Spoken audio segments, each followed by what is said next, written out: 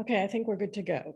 Hello, everyone. My name is Dr. Risa Levitt. I'm director of the Jewish Studies program at San Diego State University, and I want to thank you all for joining us today. We have two speakers to hear from today in our conversation on global anti-Semitism. First, we'll hear from Dr. Meir Litvak, then we'll hear from Dr. Jonathan Sarna. I've asked them both to speak for about 20 minutes, and then we want to leave lots of time for your questions. Please feel free to post your questions in the Q&A box at the bottom of your screen. Just go ahead and type your questions at any point. And we will deal with them after both of speakers have had their turn. Just briefly, I know you all know who we're hearing from today, but just to remind you, Professor Meir Litvak is a professor of the Department of Middle Eastern History at Tel Aviv University. He's also the director of the Alliance Center for Iranian Studies. Most importantly, he currently serves as the Murray Gallinson San Diego Israel Initiative Visiting Scholar at San Diego State University, where he's been with us since early fall, teaching 2 classes in the history department. And our second speaker is Dr. Jonathan Sarna, who is the Braun Professor of American Jewish History and director of the Schusterman Center for Israel Studies at Brandeis University. He's coming to us from Philadelphia tonight, and I'd like to welcome you both and everybody here for the conversation. And I will turn the floor over to you, Dr. Litvak. Thank you very much, and thank you very much for hosting me and also for being at San Diego State. With your permission, I will share with you not a very sophisticated PowerPoint presentation that will make it easier for the audience to see what I'm talking about. What I will be talking about today is Islamist anti-Semitism. Let me explain that the term Islamist, by this term I refer to radical Islamic movements ranging from the Muslim Brothers to ISIS, and I'm not talking about Islamic civilization as a whole, but on an important segment within the Islamic world. If you look at Islamist anti-Semitism, modern Islamic anti-Semitism, I would say it has 3 unique features which distinguish it from other types of anti-Semitism today. First, it is more virulent than any other public expression of anti-Semitism in the world today. It is also the most openly genocidal form of existing anti-Semitism. Islamists openly speak about their intended aspiration to annihilate the Jews, which no other anti-Semitic movement does today. And finally, it is probably the most widespread brand of anti-Semitism today, as it unifies Islamists from a broad range, from Shias in Iran to Sunnis like ISIS, violent organizations to non-violent organizations. Now, what is Islamism? Why do I use this term and why it is important for us? Islamism is a modern reaction among Muslim communities to a deep sense of vulnerability and humiliation that they feel they suffer by modern Western-dominated global culture, and the perceived threat from the so-called West, which they perceive to their Islamic identity. Islamism is an ideology that seeks to restore the purity and power that Islam had enjoyed before the encounter with the West, or with Western modernity.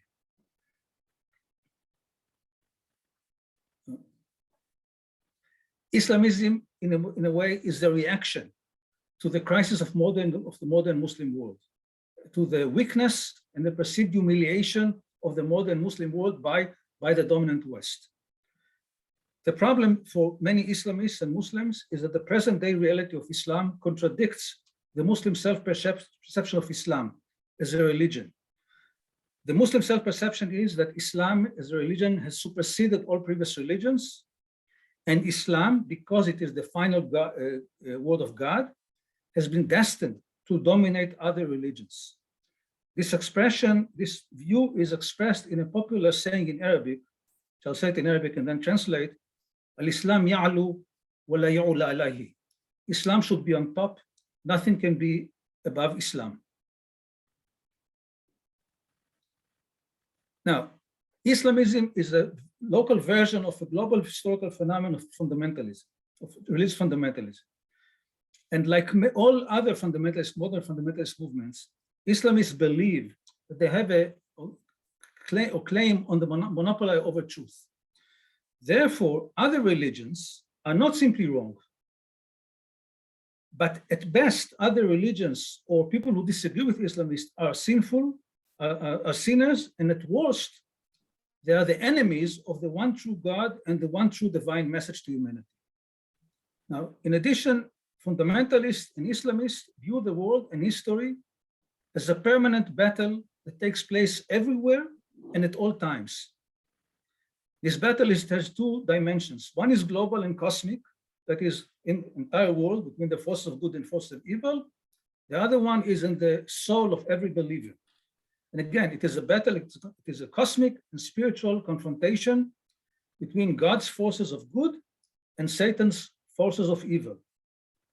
Now, if the world is a battlefield, and if the personal and collective salvation or damnation of the believer or of humanity is at stake, then the opponent is not simply a wrong person. Again, he becomes automatically, ipso facto, he becomes an enemy of me, an enemy of God. Now, and again, since fundamentalists believe, or Islamists believe, that they are fighting for the sake of God, and they represent God's true divine message, then the opponents of Islam, as the way they see it, are enemies of God, not just of the Muslims. And in Islamist parlance, if the Islamists represent the party of God, Hizballah, then their enemies, in this sense, in this context, the Jews, represent the party of Satan, Hizb al-Shaitan. And again, not surprisingly, most Islamists describe the Jews as the enemies of God and the enemies of humanity. Now, Islamists do not distinguish between Zionism and Judaism or between Zionists and Jews. They conflate them together and see them as one. Now, Zionism and the conflict with Israel were certainly a major factor in the emergence and evolution of Islamist anti-Semitism, because Zionism represents a powerful manifestation of the failure or the predicament of the Muslims in the modern world. And as I said, they do not distinguish between Zionists and Jews, and they regard all Jews all over the world as de facto Zionists.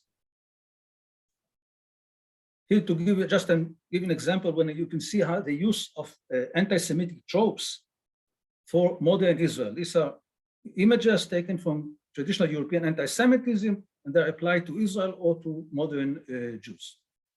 I don't think it requires explanation. Now, where does Islamism or Islamist attitude toward Jews, where does it stand in perspective, in historical perspective? As I mentioned, Islamism is a modern phenomenon, and it combines both pre-modern and modern characteristics. Modern Islamist anti-Semitism draws ideas and tropes from the Quran, from early Islamic traditions, but also it draws heavily, and I will show it, from modern Western anti-Semitism. If you look at the Quran, the eternal word of God for Muslims, the Quran contains quite a few harsh passages against Jews. Again, in view of the conflict between the Prophet Muhammad and the Jewish tribes of Medina. But we should also be aware that the Quran and Islamic tradition never held the Jews in the times of the Prophet Muhammad, who supposedly practiced treachery against the Prophet Muhammad. It never saw the Jews as archetypes, as the embodiment of Jews in all times and all places, which is very different from traditional Christianity. Also, the Quran included verses which attest to the Prophet's amicable relations with some Jews. So the Quran showed a complex picture of the Jews, vilifying, but also more amicable. Now, during centuries of Muslim rule, up to the modern period, Jews never enjoyed equality with Muslims. There were always some discriminatory laws against them. There was always latent pressure on them to convert to Islam. At the same time, under Muslim rule, Jews enjoyed or were entitled to the protection, dhimma of Islam as people of the book, and they enjoyed religious and social autonomy. Moreover, anti-Judaism, which existed in the Quran or in Islamic tradition, has never been as central and as relentless in Islam as it was in Christianity during the Middle Ages. And significantly, there was much less persecution or forced conversions in Muslim history than in Europe. The only exception, by the way, is Shia Iran, which I will not discuss. Now, modern Islamist anti-Semitism predated Zionism, but again, Zionism represents, as I mentioned, for many Muslims, the most painful manifestation of the modern Muslim predicament, because the emergence of Zionism, the establishment of the State of Israel in 1948, and the Arab failure to defeat Israel ever since, for many Muslims, is the worst manifestation of the crisis and weakness of modern Islam, or Islam in the modern period. Now, this predicament is worsened by the belief that Jews carry God's wrath upon them. In the Quran, it says, Al-Maghdub alayhim, because the Jews had opposed the Prophet Muhammad, and they have been destined by God to be humiliated and dispersed among the nations. And the fact that we have Israel and Zionism successful is a contradiction to their right place in history, to the right place of the Jews in history, or put differently, the existence of Israel or of Jewish success in the modern world is a daily reminder of the Arab Muslim failure in the modern era in the eyes of those Islamists. Now, unlike the past, which I mentioned that there is a complex perception or representation of the Jews in Islamic scriptures, modern Islamists adopt a one-dimensional view of the Jews, which is drawn from a selective reading of the scriptures, again, instead of the more complex picture of the past. Moreover, Islamists have turned Jew hatred into a major theological construct of modern Islamist ideology. And the change is reflected from what we can call traditional anti-Judaism, which had existed in Islam, to modern anti-Semitism. And I want to explain. Anti-Judaism, historically, you can describe it as a disdain or hostile attitude toward the Jews from its position of superiority. It usually aimed to undermine Judaism's religious validity, and it blamed the Jews for rejecting the teaching of the Prophet Muhammad, for distorting and falsifying the scriptures, and for immoral activity. Modern anti-Semitism is different. Modern anti-Semitism demonizes the Jew as an active threat to Islam. Modern anti-Semitism uses conspiracy theories, themes, and terminology borrowed from European anti-Semitism, like medieval Christianity. It regards all Jews at all times as diabolic, and one important issue, it describes views the struggle with Judaism as an existential struggle for Islam. Now, a very important feature of modern Islamist anti-Semitism is the association of the Jews with the West. Now, Jews and Judaism have become a popular target for Islamist polemics or attacks, not because there is a danger that Muslims will convert to Judaism. There is a danger that Muslims will adopt Western culture, but not that they will adopt Jewish culture.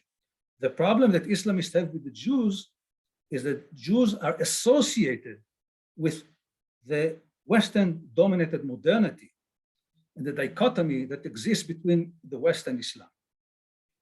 All anti-Western worldviews, from Russian Slavophiles in the 19th century to the anti-Western movement in Japan in the 1940s, all such movements view the Jews as carriers of the Western universalist message. Jews are the flag bearers of capitalism, and Jews are the manifestation of ruthless cosmopolitanism. Again, and you can find it in modern Islamism. All Islamist movement view the Jews and the West as completely intertwined and as waging war for centuries against Islam. And you can see it in the statements of the founder of the Islamic Republic of Iran, Ayatollah Khomeini, who spoke of Jewish enmity toward Islam from the time of the Prophet Muhammad, but he also charged that in the modern period, the Jews and the Christians conspired against Islam in order to undermine Islam, or to undermine the most important feature of Islam, being a comprehensive and total system of law and government of state and society. In addition, Khomeini says, the Jews and Christians resist the righteous cause of Islam to expand to the four corners of the globe. On the other side of the Islamic spectrum, Osama bin Laden, the founder of Al-Qaeda, also spoke in the declaration of the, which spoke about the foundation of Al-Qaeda in 1988, or 1998, I'm sorry, it carried the title Jihad Against the Jews and the Crusaders. Crusaders mean here the West. You can see it also in here in this caricature. The Jews epitomize the West, not only integral part of the West, but in many ways they represent the most problematic, frustrating, and frightening aspects of Western dominated modernity. To give an example, we have a sermon of an Egyptian cleric, Ala Said, on Egyptian TV in January 2009, in which he charged that the Jews are behind the spreading of corruption and calamities worldwide. He attributed to the Jews major responsibility for the bestial tendencies and the lust that are evident in the age of progress and enlightenment. Who did this, he asked? Who publicized it? Who supported it? Who was behind it? It was Freud, the Jew. Homosexuality, he adds, may God forgive me, who spread it? It was Jean-Paul Sartre, the Jew. Who spread atheism in the world? It was Karl Marx, the Jew. Sartre, by the way, was not Jewish, but never mind. And again, here you can see Jews not dominating the West in some of these visions. Islamism or Islamist anti-Semitism, I would say, reflects a deep sense of vulnerability vis-a-vis modernity. Again, Jewish modernity or Jewish dominant modernity, and thus you can have a Saudi cleric, again on TV, attributes many of the modern, most advanced technological inventions associated with modernity to the Jews. And he describes these technological developments as a devious weapon, which appeals to what Muslims crave in order to dominate them. And then according to his sermon, WhatsApp is Jewish, Twitter is Jewish, Facebook is Jewish, Instagram is Jewish, Snapshot is Jewish. All the social networks are Jewish. The Jews have used these technologies in order to poison the hearts and minds of Muslims. And a result of WhatsApp and Twitter, women's honor had been violated, men have divorced women, and men and women have committed adultery. And again, it's all because of the Jews. You can see the conflation between Jews and the West in the slogan of the Houthi movement in Yemen. You have it in Arabic, I'll translate, you can see it in English. God is greatest, death to America, death to Israel, curse upon the Jews, victory to Islam. This is in a country which is 2,000 kilometers away from Israel, which has less than 50 Jews left in Yemen, in which 99% of the Yemenites have never known a Jew in their life. Still, for the Houthis, the Jews and the West and Jews in America are one and the same. They are the same enemy. A very important feature of Islamism is the vision of the past as a source of inspiration. All Islamists aspire to return to the ideal spirit and purity of the period of the Prophet Muhammad. Now, all religions pay great attention to the past, but for Islamism, it is stronger because both Sunnis and Shi'is view the first period of Islamic history as the major frame of reference to understand and interpret every modern historical phenomenon. Thus, for Islamists, the conflict of the Prophet Muhammad with the Jews serve as a model that must be reenacted in order to restore history to its proper place. Muhammad's struggle with the Jews also serves as a source of inspiration. Muhammad began his mission as a persecuted prophet, but eventually defeated all his enemies.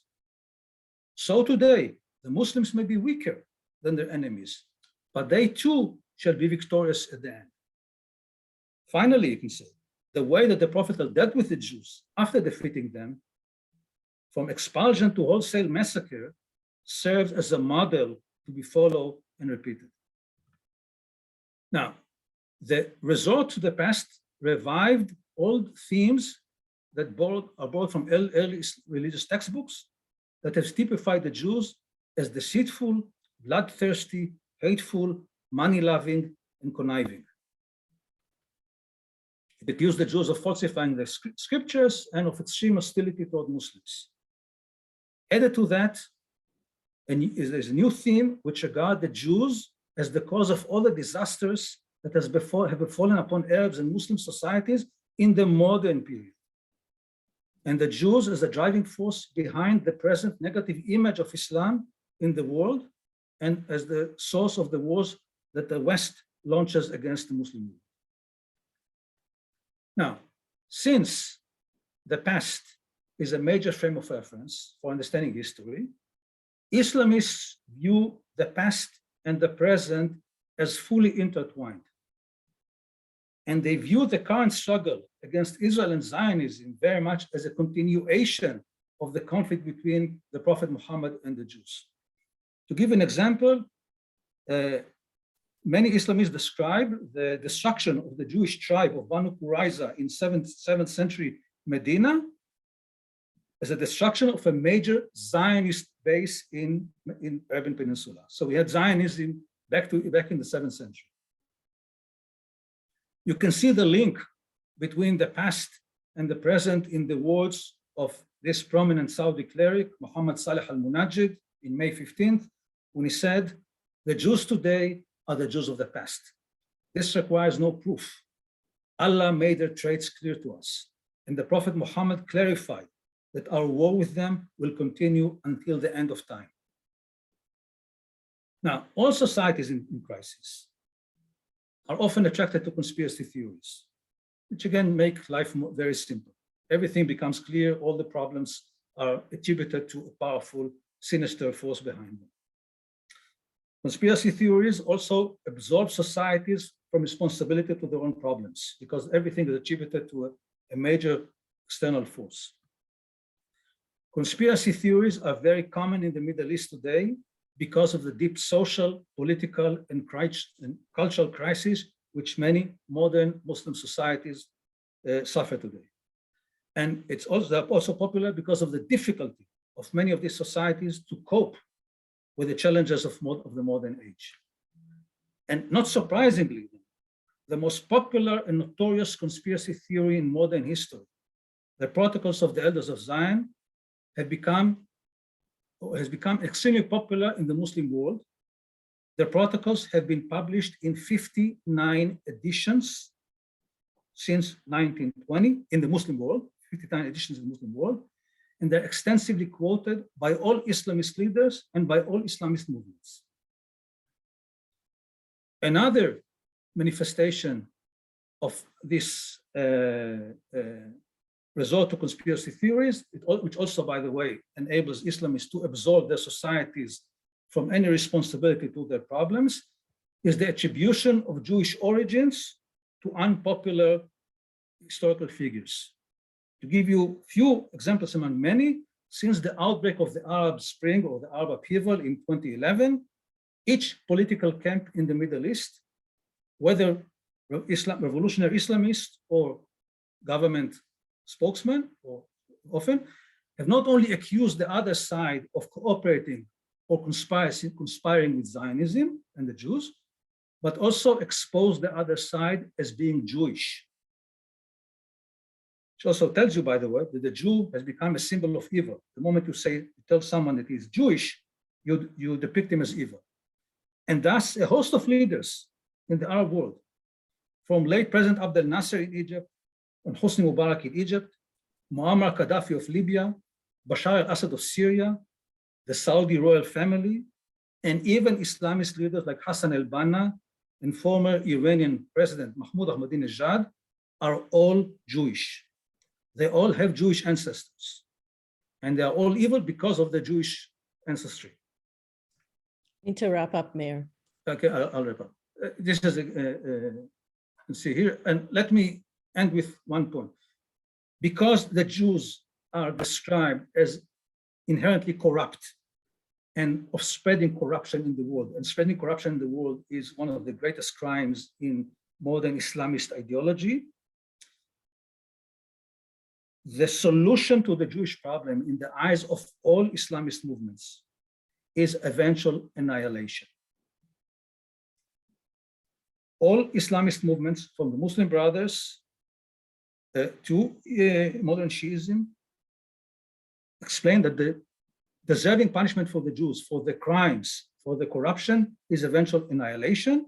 And equally significant, some of these movements hinge the end of time and the redemption of humanity in the destruction of the Jews. They often cite a common hadith or tradition that the end of time will come when the Muslims will kill the Jews and persecute them. And then the Jews will try to hide behind trees and rocks. And on that day, God will open the mouth of every tree and every rock, and they will say, "O Muslim, O slave of God, there's a Jew behind me, come and kill him."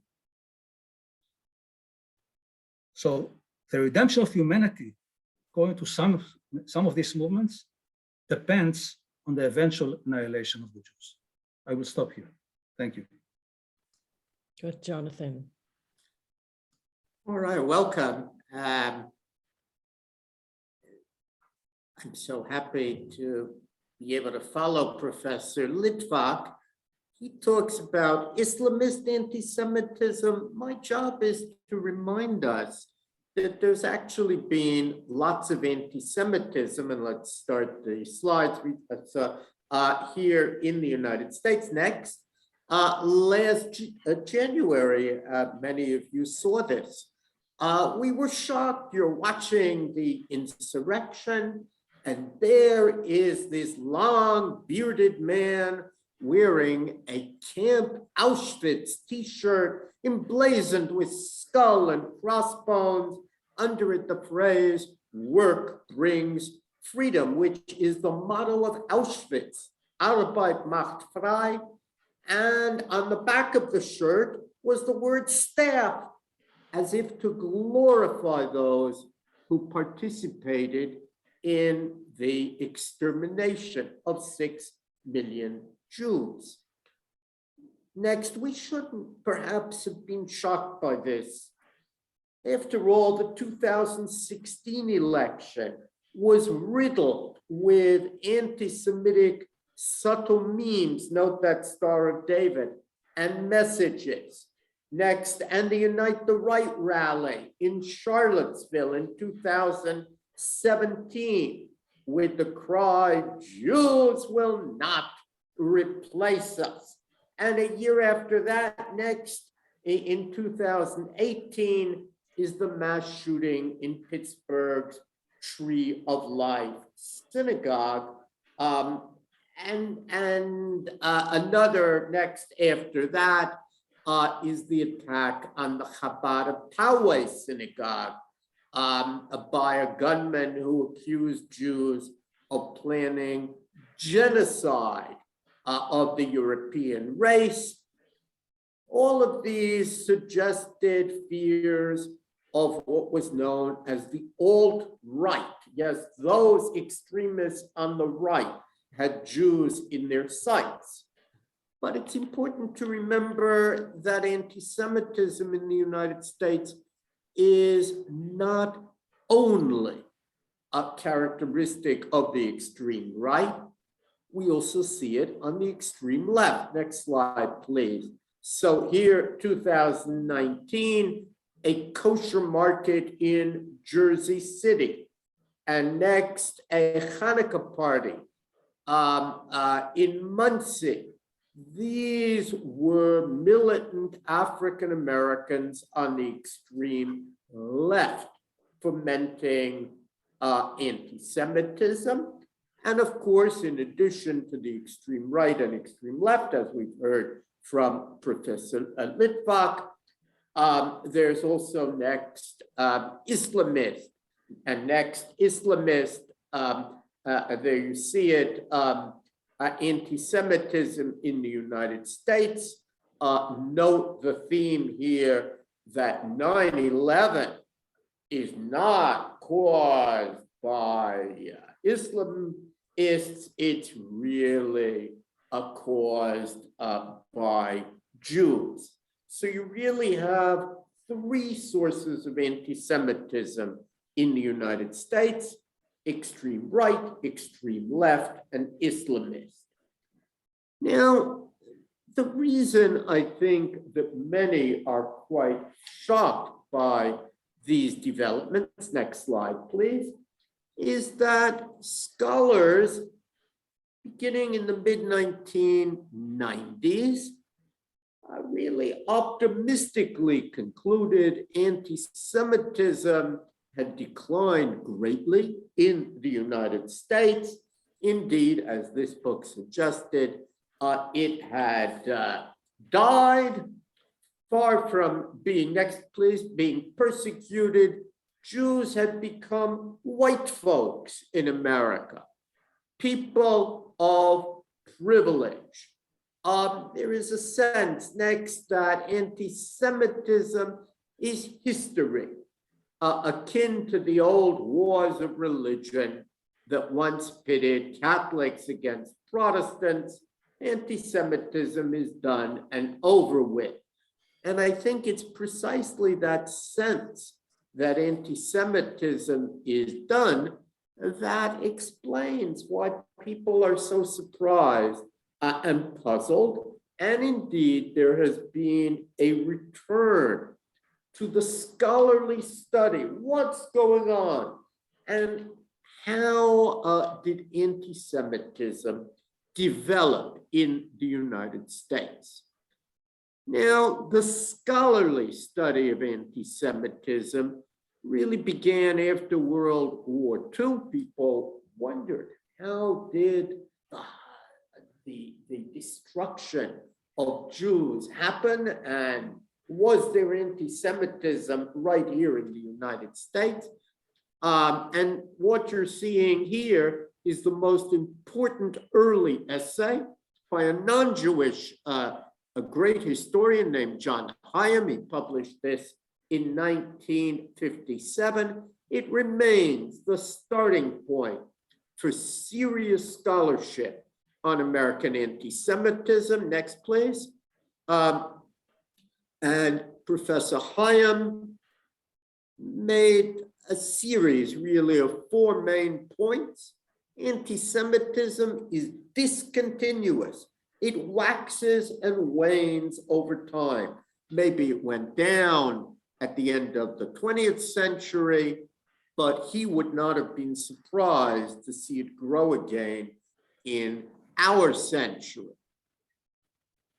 He talks a lot about the theme of ambivalence. People are pro and anti-Jewish. They can express philo-Semitism, which means love of Jews, and anti-Semitism. Both sides coexist, sometimes in the same people. 3, anti-Semitism in America has been related to larger social ills. Professor Litvak talked about the relationship between anti-Semitism and how Islam feels that history has passed them by the world has changed. They don't get the respect they deserve. It's somebody else's fault. Well, so we see in the United States, when we see mass migration, economic dislocation, the displacement of elites, those groups who are now angry have tended to blame their misfortune on the Jews. And the final point he makes, which we also saw in Islamist anti-Semitism, is the manifestation of anti-Semitism in America in conspiratorial fantasies. Next slide, please. Now, what do we mean by conspiracy? You may want to look at this wonderful book by Michael Barkan. The idea that history is controlled by massive demonic forces. And there are four, next slide, please, four ideas. If you want to know if there is a conspiracy, think about these four assumptions of conspiracy theorists. Number one, the universe is governed by design. Number two, nothing happens by accident. Only naive people think it's an accident. Really? It was designed. COVID must have had somebody who was making it happen. Number three, nothing is as it seems. You may think that it's one way, but actually, let me tell you, it's something different.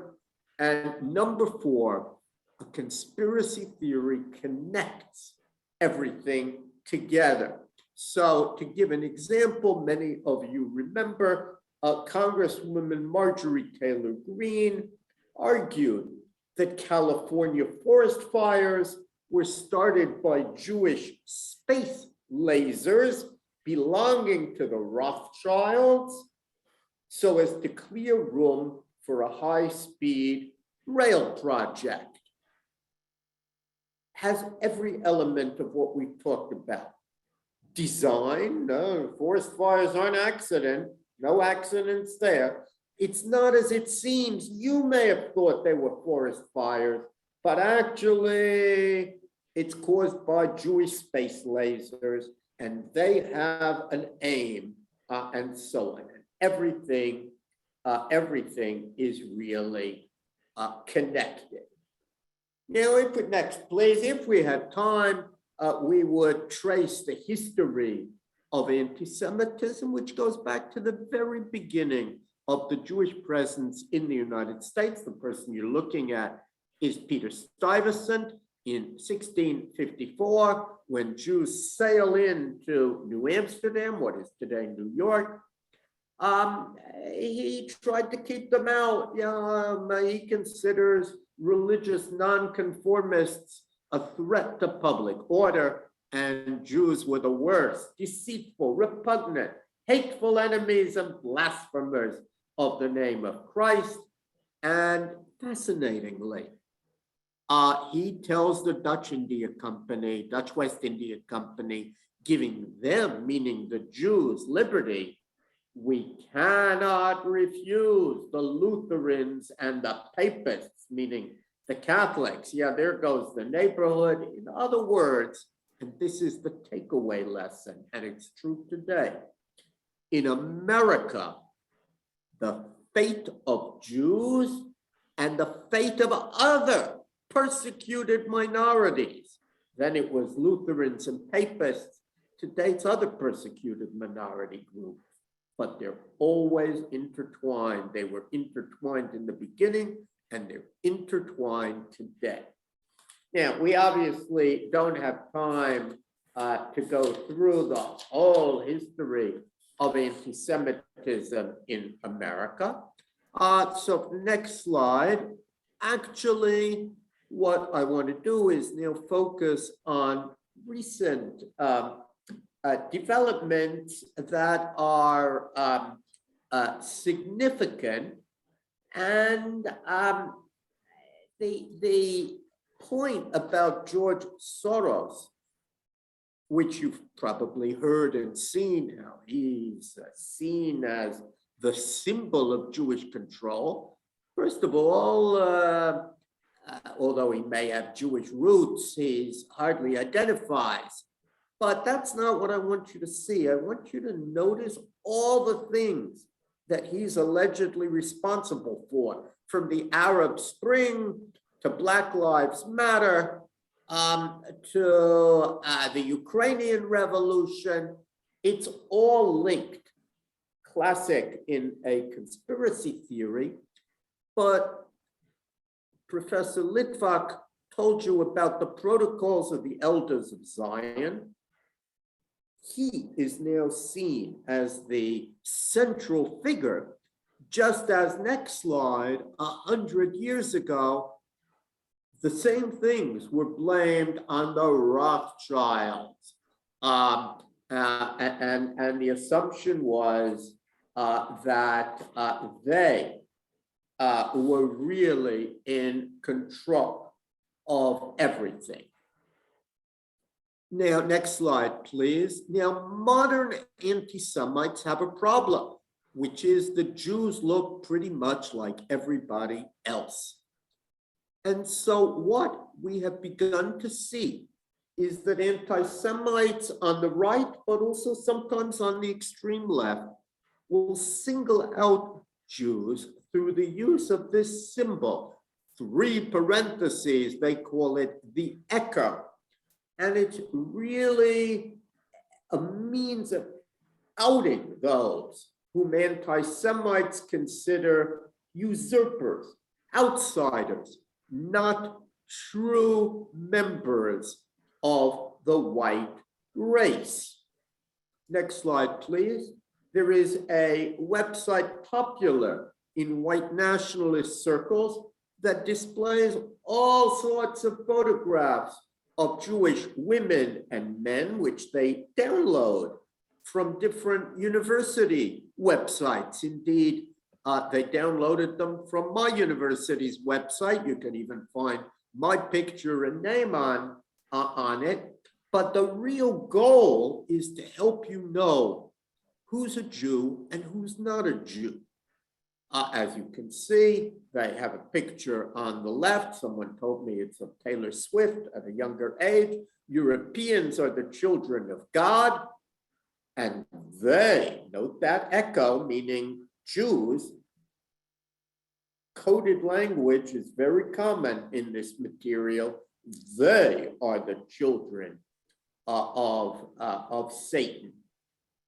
And what we see next slide is that white nationalists regularly employ the term white genocide as a shorthand way of expressing the fear that the members of the white population of the United States, like themselves, will be overwhelmed by people of color. And here in the middle, you see the popular 14-word white supremacist slogan. Sometimes you'll just see the term 14 words. Well, now you know what those 14 words were. They were also visible outside the Capitol on January 6th.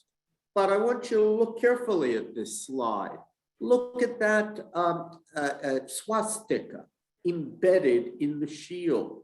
Look at the Nazi imagery and the same kinds of imagery that Professor George Massey showed us was so characteristic of Aryan propaganda, Nazi propaganda, and those thunderbolts in the back.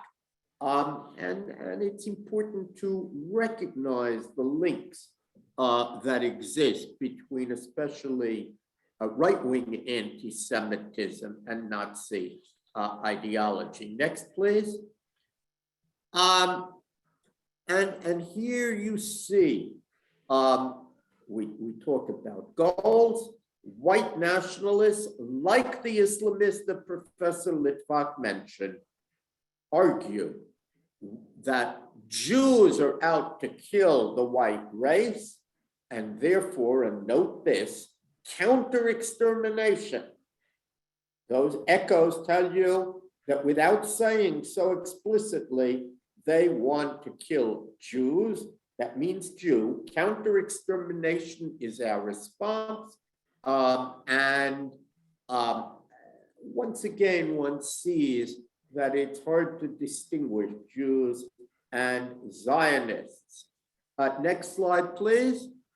The most important contemporary text of white nationalist anti-Semitism is not the protocols, which are rather boring to read, but a novel, The Turner Diaries, published in 1978. Even though it says Andrew MacDonald, we know it was written by William Luther Pierce. The novel depicts the overthrow of the government, nuclear conflagration, race war, the ultimate extermination of non-whites and other undesirables, including Jews. And the central scene of the novel is what it calls the Day of the Rope, when betrayers of the race are lynched. And the novel talks about a war to the death with the Jew. Next slide, please. The Day of the Rope, you see it there. Next slide, please. I wanted you to see carefully this slide from January 6th. Note that they believed that what they had read in that novel was coming to pass. The Day of the Rope was near. Yes, they planned to use it on American politicians, but through the novel, they also aimed to use it against the other undesirables. Next slide, please. And the novel ends really with these ideas. Your day is coming, Jews. Your day is coming. It assumes a war to the death with the Jew. Keep going. Next slide, please. As you see, I read the novel, so you don't have to. Within that novel, Jews all over the world are slaughtered. And notice, you attack Jews in Israel, but also Jews all over the world. Zionism, anti-Semitism are merged. Jew is really the enemy. Next slide, please. We missed, yeah. And this really brings me to my conclusion, which is, yes, Jews in America have achieved a lot of success. And there were scholarly claims, maybe you heard them. Jews are white and privileged, nothing to worry about. But it's important to know that there is also a lot of anti-Semitism. You've seen it on your campus in the last few years, and that there is a long history of anti-Semitism back to 1654. And we dare not forget that to this day, some on the extreme right, on the extreme left, and in Islamist circles continue to promote anti-Semitism and to dream of Jews' ultimate extermination. Stop there and take your questions. Okay, let me just ask anybody who has a question to type it in the Q&A now. Let me just start with a couple of questions that we have already. Dr. Litvak, can you please differentiate or define the difference between Islamists and Muslims? Muslims are people who believe in Islam. We're talking about 1.3, 1.4 billion people who believe in Islam. Islam is a religion. It has very noble ideas, and also some problematic ideas, like every religion. Islamism is a political interpretation of Islam. Islamism refers to certain movements, modern movements, that believe that Islam is in crisis. They aspire to restore the power and glory of Islam based on the model of the early Islamic period. They emphasize the centrality of politics in religion. They view, again, the West and the Jews as the major enemies of Islam. Most Muslims are not interested or not preoccupied with Jews as the major problem. They pray, they fast, they give charity, etc. They're not preoccupied, or I would say obsessed with Jews as modern Islamism. Modern Islamism also sometimes have violent manifestations, as we have seen from Al-Qaeda, ISIS, and other movements. Okay, thanks. This is for Dr. Sarna. Dr. Sarna, are you concerned about instances where the Israeli government or partisans of Israel ally with nationalist far-right actors? Consider, for example, Israel's alliance with leaders of anti-immigrant and anti-Semitic far-right parties, such as Viktor Orban in Hungary and Matteo Salvini in Italy.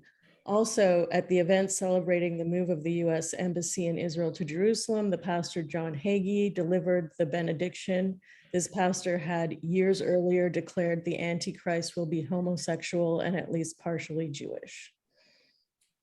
So I think that this is more a topic in Israel studies. I don't, there's no excuse for anti-Semitism. But I think what we find is that small, weak countries try and find allies wherever they can. And the state of Israel, which doesn't have so many friends in the world, tries to make friends where it can. It's like the weakling in a class will sometimes make alliances with unsavory characters in order to survive. But it's very important, I think, that we not fall into the trap of making excuses for anti-Semitism. The feminists taught us a great lesson. It used to be that when there was a rape trial, you would say, oh, but she was provocative and maybe she was dressed improperly. And then we said, no, rape is always wrong. Always, always. And you can't even today put forth those claims. And so it must be with anti-Semitism. Anti-Semitism is always wrong.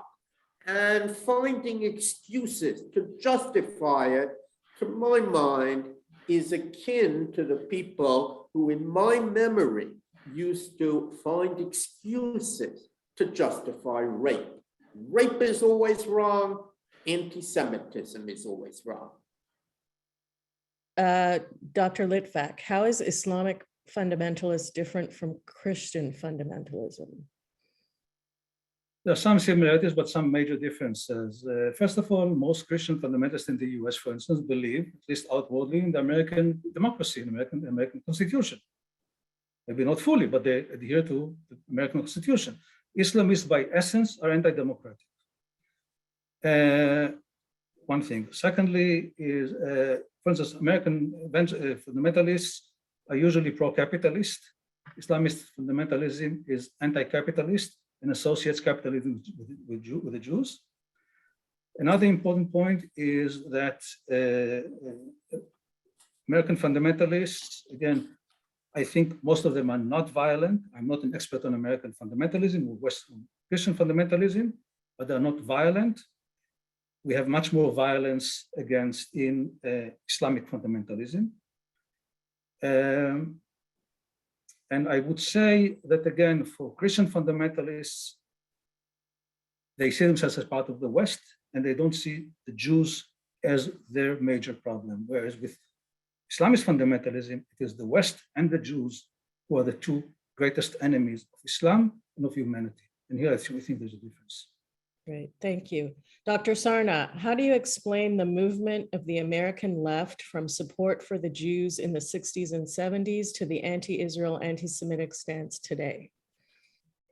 It's really a wonderful question, probably would require a whole lecture, but I think the short answer is that prior to the Six-Day War, Israel was seen as the persecuted group, and it was understood that its neighbors wanted to drive little Israel into the sea, and they boasted of their desire to exterminate Jews.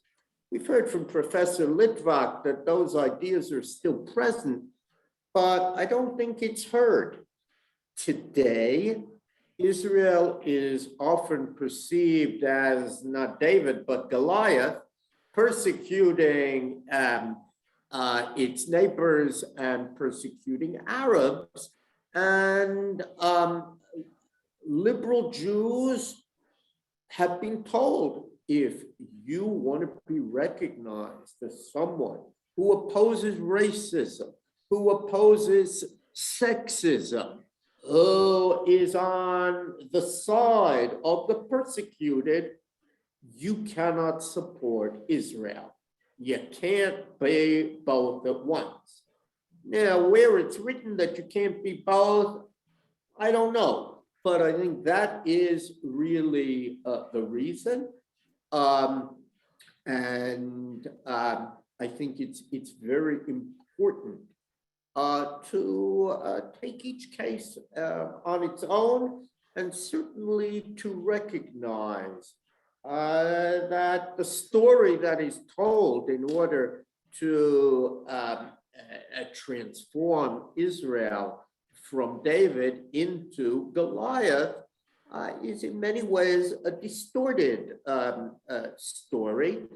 It doesn't mean that everything that Israel does one agrees with, but one only need compare Israel with its neighbors in terms of democracy and human rights and gay rights and so on to see what an oversimplification has taken place.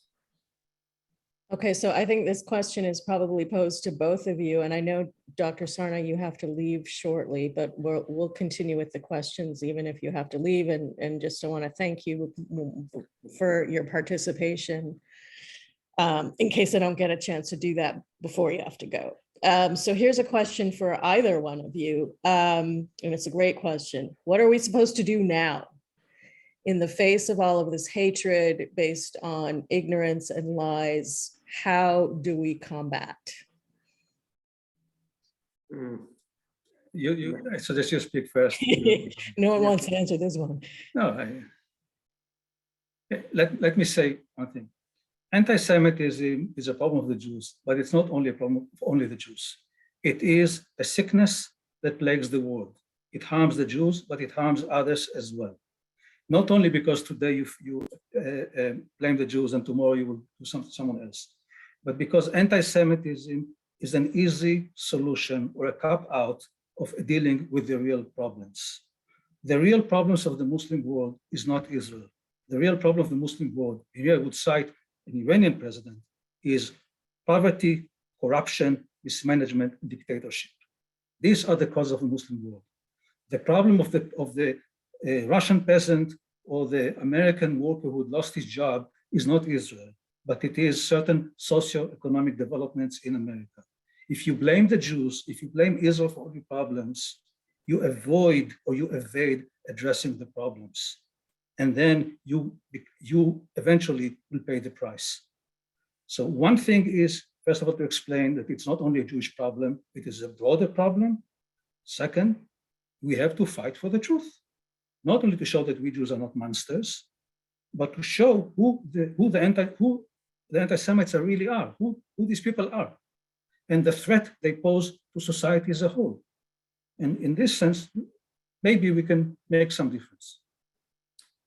I will reiterate what Professor Litvak said. First of all, it may start with the Jews, but as we know, it never ends with the Jews, and it's no accident that in the United States today, we see anti-Semitism, we see anti-Asian hatred, we see anti-Latino hatred, and of course, we see racism. They are all linked.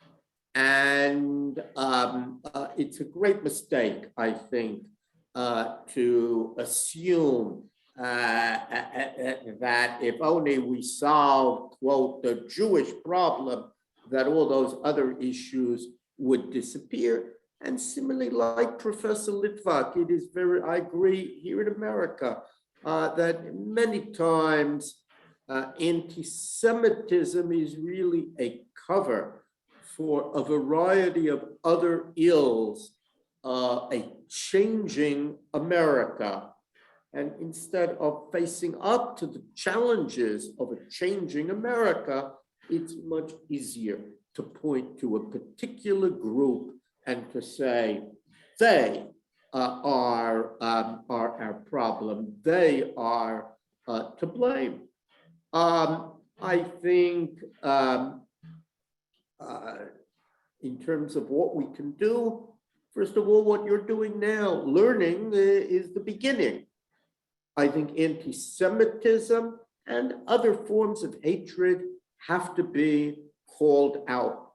My great fear is that we become inured to hatred and we say, oh, we don't have to worry about it or just ignore it, it will go away. I think we have seen over the last few years that is not correct.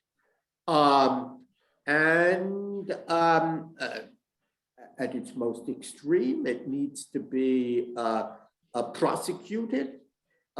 It has been very interesting, I think, to see the recent effort to really go after the bank accounts of anti-Semites, to sue them and to use really some of the legal tactics that were used against racists in the United States and that drove certain white nationalist groups out of business in the civil rights era, now to use those same tactics in court, as we've seen tried in Charlottesville. There isn't a magic pill here. If there were, hatred and anti-Semitism would have ended a long time ago. But just because we can't wipe it out doesn't mean that we should desist from trying. We need, unfortunately, today to battle hatred and anti-Semitism as a manifestation of hatred, both nationally and internationally. I'm going to have to leave you, but on that note, but you're in good hands. So I really thank you. Okay, he's gone. Hey, Mayor, are you okay answering another question? Sure. Okay, so this is a tough one. Would you classify Americans, including Jews who hate Israel and declare it to be an apartheid state, as anti-Semitic? I think that sometimes such Jews are influenced by anti-Semitism because they apply a double standard to Israel and other states. I think that if you reject the idea that Jews deserve self-determination and Jews deserve statehood, then you discriminate against Jews compared to other people. If you use the argument that Israel has no right to exist because its existence has caused pain to Arabs and Palestinians, you can use the same argument regarding many other states, that their existence has harmed others, from Turkey in the 11th century, you can even say to the US today. And yet no one argues that because a country caused another country, another people are pain, it has no right to exist. If you apply this statement only to Israel, it is anti-Semitism. It is a bias. Finally, if you look at what is going on in Israeli society today, you will see that in many ways, Israeli society is the complete opposite of apartheid. Okay? And let me give you two simple facts. Okay? If today 30% of doctors in Israeli hospitals are Arabs, okay? Way above their share in the population. Okay? If you look at universities, for instance, okay, then the Council of Higher Education Israel, which is a government body, issued a plan 5 years ago whose goal is to increase Arab enrollment in Israeli universities. Government body implements an affirmative action plan to increase the number of Arab faculty in Israeli universities. Not only it is not apartheid, it is the complete opposite of apartheid. And if you compare the status of Arabs in Israel with that of Arabs outside Israel, you will see that Arabs in Israel enjoy more freedom, better economic situation than Arabs in other states. Now, situation in the Palestinian territories is problematic. I'm not trying to defend everything that Israel does. But again, if you compare what is going on in the territories and compare it to what has been going on in the Arab world, in Syria, Iraq, Libya, and Yemen, you will see that there is no place to comparison. And yet no one blames those societies and those countries of being either apartheid or genocidal. The worst humanitarian crisis today in the Middle East is Yemen. 300,000 people died, civilians died in Yemen in the past 10 years. And the world could not care less about them. Not because their blood is less red than the blood of Palestinians, because they were killed by other Arabs. So very often, what is the plight of the Palestinians is used as a weapon against Israel, not because people care about the Palestinians. They don't care about other Arabs. Because very much, again, it is Israel, what Israel represents is their problem. In this regard, it is a latent manifestation of anti-Semitism, in my view. Thank you. So with that, we're going to wrap up. I want to thank our partners, Susan Lapidus at the Murray Gallenson San Diego Israel Initiative, who not only partnered with us on this event, but also made hosting Dr. Litvak possible. I want to thank all of you very much for attending, and I hope you have a good evening. Good night, everybody. Thank you.